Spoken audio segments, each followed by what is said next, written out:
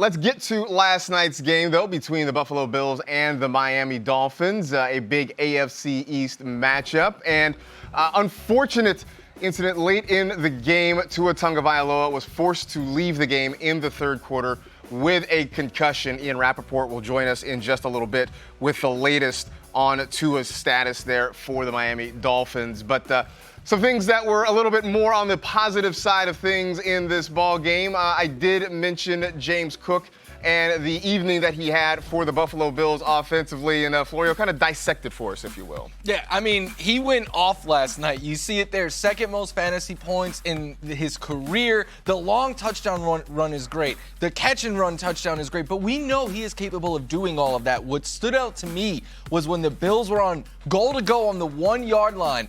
There was no doubt about it. They handed it to James Cook. He went in untouched. If he is getting those goal line carries, his fantasy ceiling goes from being an RB1, like a more low-end one, to being top 5, I believe. And yeah, I know people are like, Josh Allen had his hand hurt. That's something to monitor. But if Cook is getting volume like this, it doesn't matter. He is going to run wild this season. Yeah, it's always troubling when the Bills goal line back is the guy handling the snap all the time. It's like, are you ever going to give it up?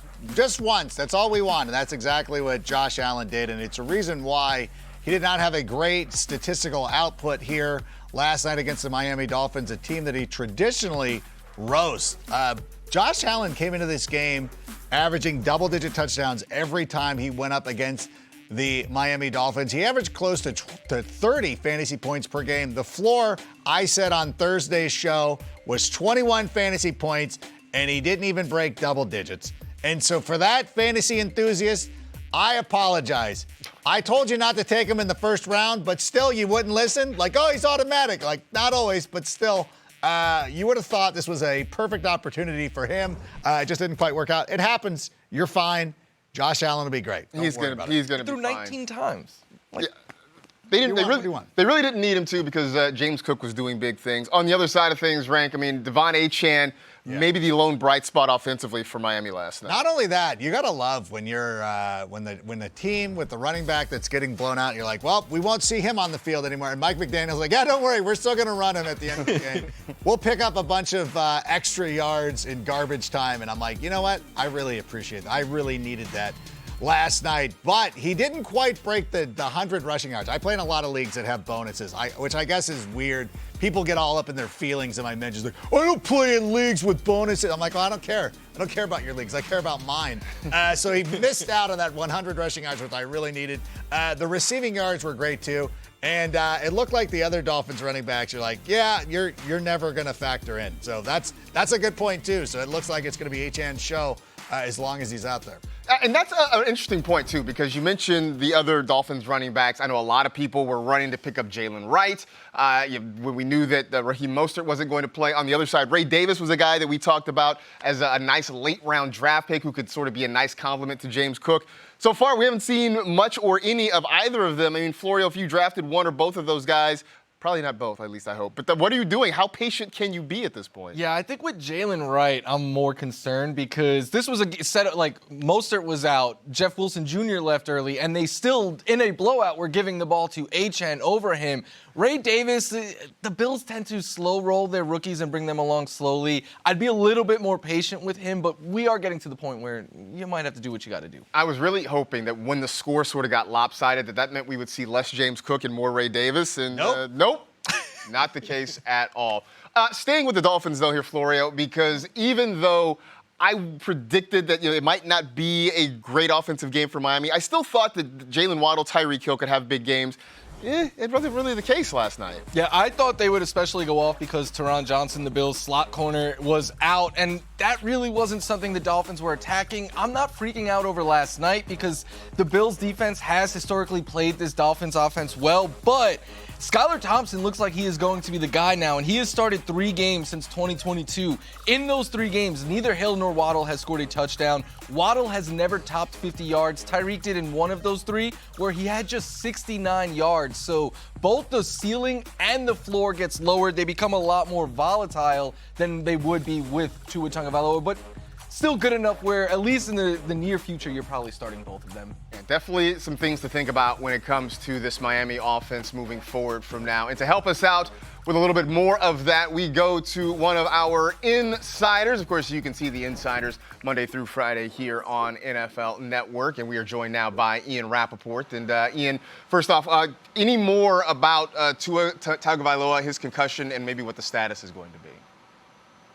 Well, the status is going to be the Dolphins and Tua and his family and everyone is really focused on getting better, making sure that his health is absolutely paramount. As far as how long he is out, simply, we don't know. Every concussion is different. The way that every player responds to a concussion is different. Just because player responded one way a couple years ago doesn't mean it's going to be the same now. That's really just the nature of concussions. So when Mike McDaniel earlier today was asked about the timeline, basically declined and said all that does is add mental stress to Tua, so I'm not going to go there. Here's what I expect. The last time Tua suffered a concussion, he consulted with multiple experts on a national level. I would expect him to do similarly there. Make sure that he knows everything that is possibly out there about his concussion. Could he return next week? I think that's too early to tell. I wouldn't be surprised, though, if he was out multiple weeks, just so they can be as cautious as possible.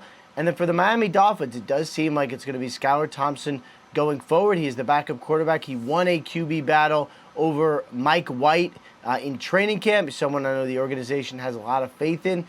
That is what it's going to be going forward. And then, of course, the other question, and I know you guys are fantasy experts, so you'll probably be wondering too, are they going to sign Ryan Tannehill? I have not heard anything to solidify that just yet, and I'm not sure it would be a great situation for him either.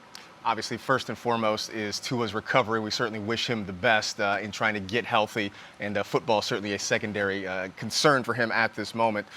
More quarterback conversations, though, this time in Pittsburgh. Justin Fields got the start in Week 1. I know Russell Wilson working to get back, but what is the situation for the Steelers and their quarterbacks? Yeah, officially Russell Wilson is going to be listed as questionable, though Mike Tomlin talked to reporters a couple hours ago and really laid it out there and said, because he's listed as questionable, I think it's fair to assume his status is less than that.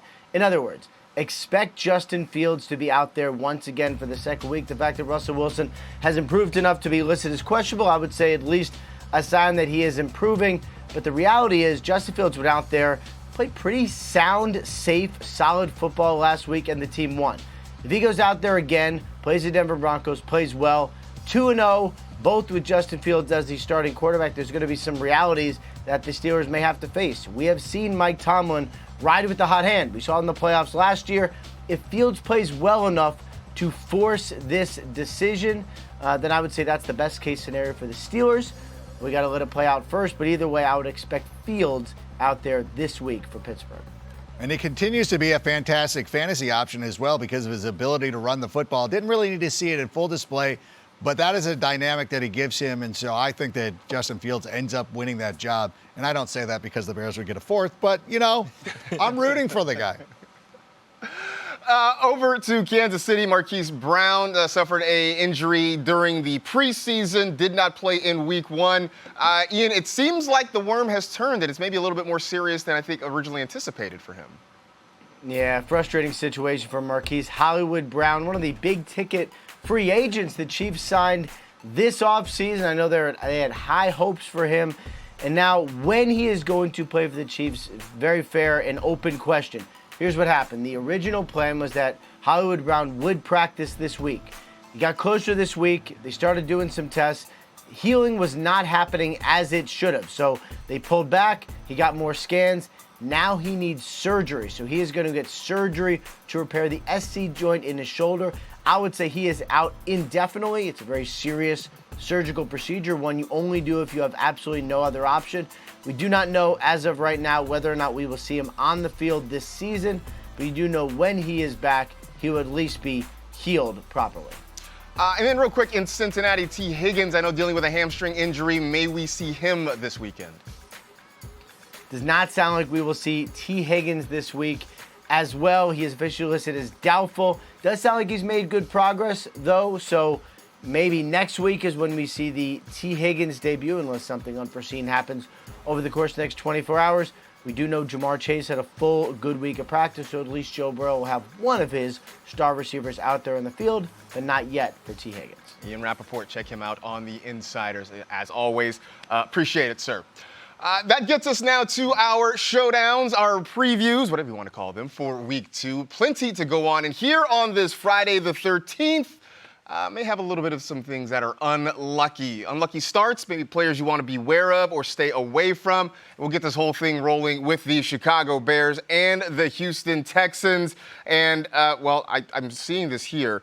I'm sure. Do you sure you want to say this, Florio, with Adam Rank sitting right next to I'm gonna just look at you as I say this because I know I'm gonna get dagger shot that way. But I think you sit Caleb Williams this week. Not panicking on the year or anything like that. Just I need to see it first. Last week, he completed less than half of his passes for just 93 yards. And this is a tough matchup. The Texans have allowed the fewest passing touchdowns since the start of last season. Keenan Allen and Rome Odunze are both banged up and up in the air for this game. Be patient. I have him in a number of leagues. I'm not dropping him or anything like that, but he is sitting on my bench this week. Oh, man, this would be troubling if I cared about your opinion, but I don't. And I'm going to say beware of Nico Collins in this matchup against this stout Chicago Bears defense. Jalen Johnson, Tyreek Stevenson, and, of course, Kyler Gordon have just not allowed teams to throw the ball on them. This goes back to last season. Once Montez Sweat joined the fold and they got a little bit of a pass rush, these cornerbacks have been locked down. I really, truly anticipate this being a low-scoring game. I've got the Bears winning this one 17-16. This is going to be lower scoring than a lot of people are anticipating, so it would lead itself to possibly not starting Caleb Williams. I also have some thoughts about C.J. Stroud, but I'll address that later because we've got a full hour left, or close to 44 minutes, whatever it is. we got time. Stick around. We got plenty of stuff to talk about. When do we start taping? What we are going to start talking about right now, the New Orleans Saints and the Dallas Cowboys. And along those lines, I know Derek Carr had a really good fantasy game last week. That was against the Carolina Panthers. This week, you are sitting Derek Carr. Just in case you got any ideas that maybe you want to sneak him into a lineup somewhere, I would advise against it. Last week, the Panthers had aid and comfort to the opponent. Derek Carr got to sit in the pocket all day long, just a 19% pressure rate. The Cowboys last week, a 45% pressure rate against the Cleveland Browns. I don't think Derek Carr is going to have quite as much time to put throws like that downfield to guys like Rashid Shaheed. In fact, last week, all 3 of Carr's touchdown passes came on downfield throws. Dallas held the Browns and Deshaun Watson to 3 of 14 on downfield throws in week 1. You might be down on Derek Carr, but I am really optimistic about Chris Olave this week. Certainly in week 1, it was not the output we had been looking for, especially when they scored 47 points and Chris Olave didn't do anything statistically. What he did do was be a huge factor in the running game and sprung a lot of those runs that helped guys like Alvin Kamara get his fantasy points. Derek Carr even mentioned this in his post-game press conference about how valuable Olave was as a football player. When conversations like that happen, you usually get an overcorrection. And so I expect Chris Olave to be, once again, the most targeted player in this offense and will go out there and score some fantasy points. It's not an easy matchup, but you know what? I have enough faith in the Saints offense to go ahead and play him. Chris Olave has been king of the unrealized air yards for the last couple of years. Hopefully some of those will start to become realized in the very near future. Meanwhile, we've got the Bengals and the Chiefs. And we heard Ian Rappaport talk about Marquise Brown, extended absence expected right now. Does this mean that we love Rashee Rice even more than we did before? Yeah, there is no doubt about it. Rashee Rice needs to be started on as many teams as you have him. I have him on a lot of my fantasy teams. I'm not even thinking twice about starting him. Rice is Mahomes' go-to guy right now. We saw it in week 1 where he had 9 targets. No one else had more than 3 on the Chiefs. He excels after the catch, which is really what the Chiefs offense has been based on these last 2 seasons. And then he has at least 9 targets in 6 of his last 7 games. He put up numbers against the Bengals last year. Yeah, I don't think twice. Get him in your lineup and reap the rewards. On the other side, I've got a sleeper wide receiver, and look, I'm sure you've probably seen this name on the waiver wire or written somewhere. Yoshivas. Not Iosivas, nothing like that. Either way, with no T. Higgins likely this week, Jermaine Burton's still trying to figure some things out and get on the field consistently. Yeshivas looks like the next man up after Jamar Chase in this offense. 48 snaps, 32 routes in week 1, had 6 targets, runs a lot of those intermediate outbreaking routes. It's what we saw the Ravens do very successfully with Isaiah Likely in week 1 against this Chiefs defense. I think Yeshivas can do it in week 2.